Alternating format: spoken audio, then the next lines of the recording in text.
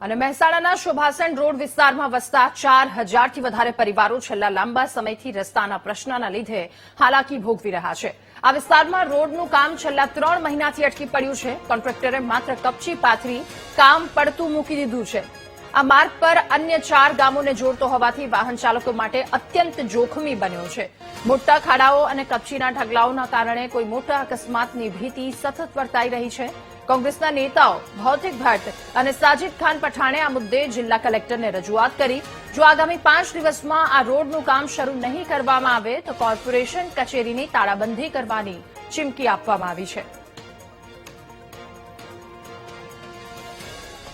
4 ગામોને જોડતો આ મેઇન રોડ કોર્પોરેશન દ્વારા અને કોન્ટ્રાક્ટરો દ્વારા અધૂરો મૂકીને ખાલી કપચી નાખીને ગાયબ થઈ ગયા તેવું દેખાઈ રહ્યું છે।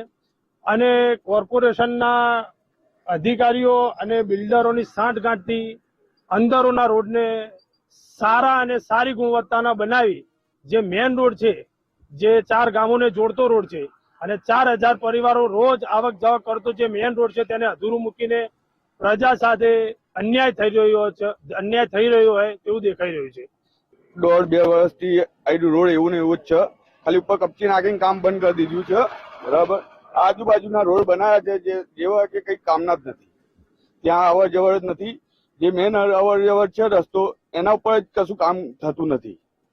કેટલા ગામોને જોડતો રોડ છે? આ 4-5 ગામને જોડતો રોડ છે। બધું કોર્પોરેશનમાં જ છે? હા, કોર્પોરેશન જ છે। લગભગ પરિસ્થિતિ તો ઘણા વર્ષોથી આના ચાલી રહી છે, પણ આનો કોઈ ઉકેલ કે કોઈ નિવારણ આવતું નથી। બરોબર, લોકો સાધનો લઈને જવામાં બહુ તકલીફ પડે છે, ટાયરો ફાટી જાય છે, લોકો પડી જાય છે, ધૂળ બહુ ઉડે છે, પણ આનો કોઈ નિવારણ કે કોઈ ઉલ્લેખ કોઈ કરવા માંગતું જ નહીં।